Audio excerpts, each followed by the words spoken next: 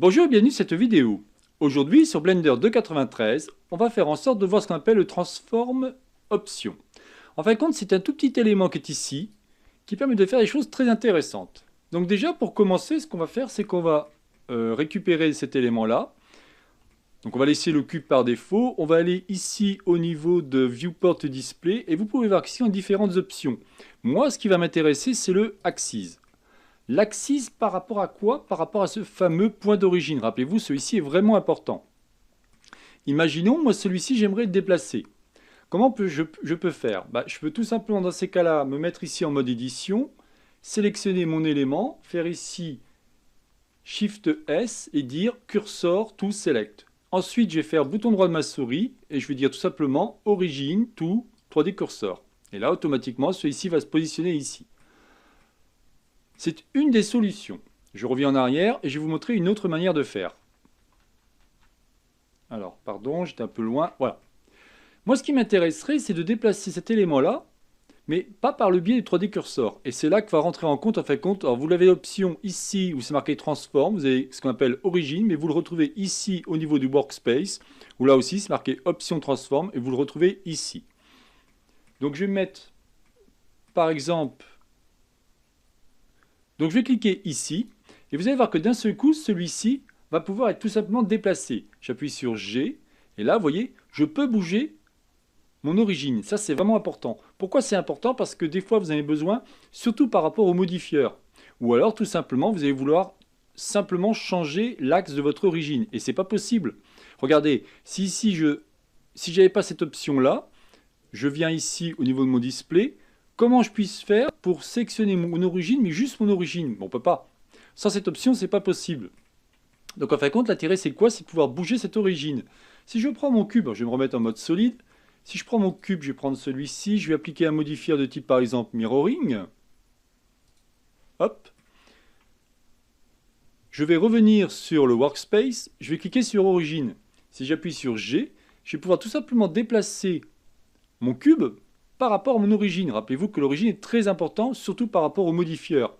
Mais ce qui est très sympa aussi, c'est que je peux faire par exemple ici, je vais vouloir faire alors je vais dire un XR 90.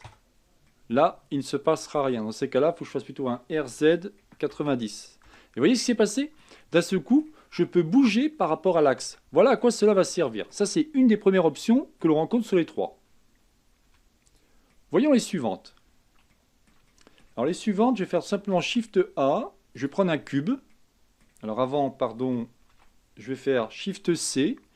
Alors si par hasard vous êtes perdu par rapport à ce que je suis en train de vous expliquer, si vous êtes débutant et que vous commencez à vous dire « Oh là, mais qu'est-ce qu'il est en train de faire? Je ne comprends rien du tout », bien évidemment, je peux vous proposer d'une part plein de vidéos sur ma chaîne YouTube où je vous explique les bases de Blender, mais ce qu'il faut que vous compreniez, c'est que je suis parti depuis on va dire l'origine de 2.8 et au fur et à mesure, j'ai essayé de suivre l'évolution.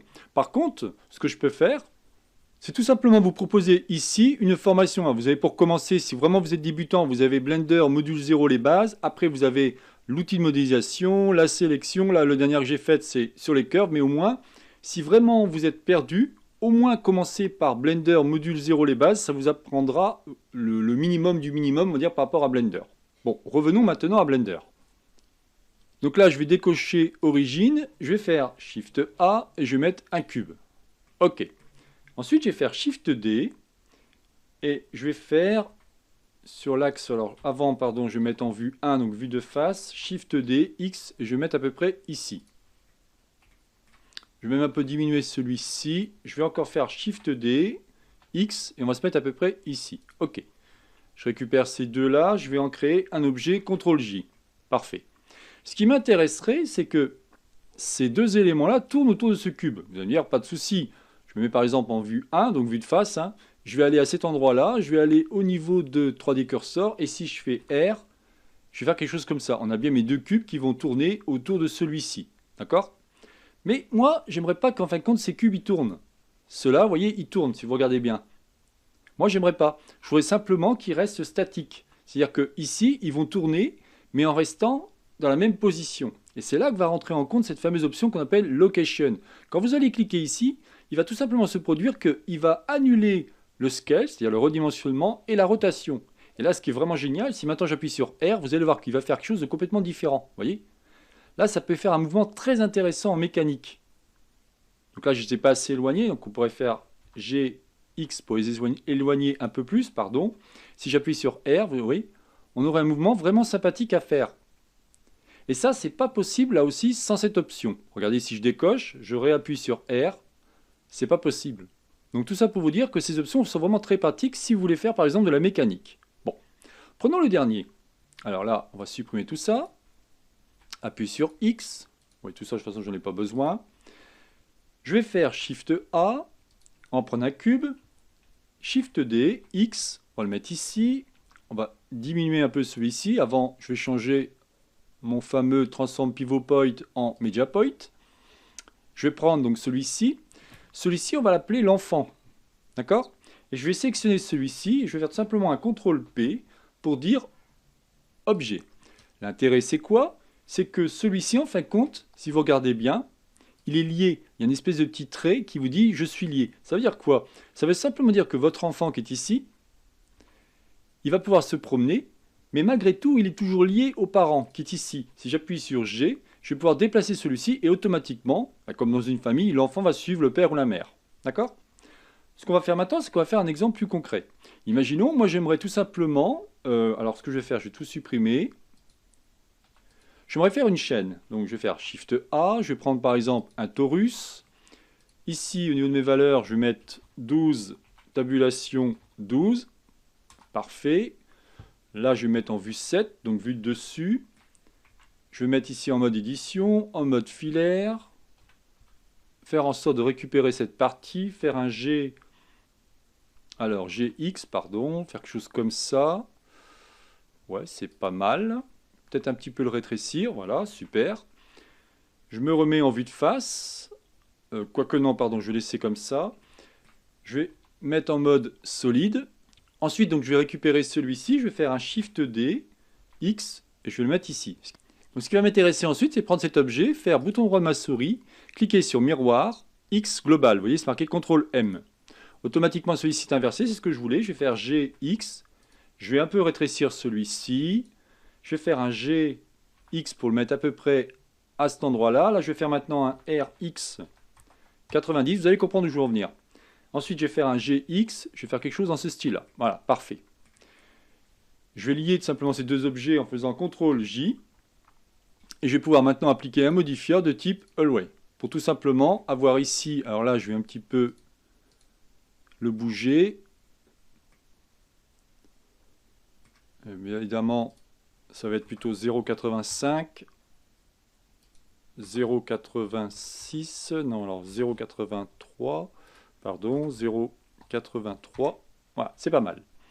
On pourrait mettre aussi un modifier de type Subdivision Surface. Maintenant, vous connaissez ça par cœur, il n'y a pas de problème. Et tant qu'à faire, on va en faire plusieurs. Bon. OK? Donc, une fois que j'ai fait ça, qu'est-ce que je vais faire? Je vais tout simplement appliquer mon modifier. Donc, je vais appliquer par exemple celui-ci, Apply, et je vais appliquer aussi celui-ci, Apply. Donc là, j'ai mon élément, c'est parfait. Ensuite, ce que je vais faire, je vais appuyer ici, je suis en mode édition, j'appuie sur L pour récupérer tout simplement mes éléments qui m'intéressent. Parfait. Là, je vais appuyer sur P et je vais cliquer sur Sélection. Pour l'instant, tout ça, pour ceux qui suivent mes vidéos, vous connaissez. Là, je vais faire un GX. J'ai donc un élément, on pourrait l'appeler, comme tout à l'heure, l'enfant, et j'ai maintenant le parent. Tout ça pour en venir ici. Oui, vous allez comprendre pourquoi. Je fais CTRL P, je vais cliquer sur Objet. Je me retrouve encore une fois avec la petite chaîne qui est ici. C'est-à-dire, si ici, j'ai mon enfant, si j'appuie sur G, il va se promener, d'accord? Et si je prends lui, pas de problème, il se promène aussi, c'est-à-dire qu'il va récupérer l'enfant. Moi, ce qui m'intéresserait, c'est de tout simplement agrandir cet élément-là. L'anneau, en fin de compte, qui est ici, ne me plaît pas. Si j'appuie sur S, tout le monde va s'agrandir. Et moi, ce n'est pas ce que je veux. Heureusement, il existe une option. Là aussi, vous retrouvez ici. Vous appuyez ici, vous cliquez sur Parent. Et vous allez voir que d'un seul coup, je vais pouvoir tout simplement bouger mon élément. Oui, il va être beaucoup plus gros. Même pouvoir simplement faire un GX, le repositionner si je veux. Pas de problème. Je fais en sorte maintenant de décocher celui-ci. Et il n'y a plus de problème si j'appuie sur G, vous voyez.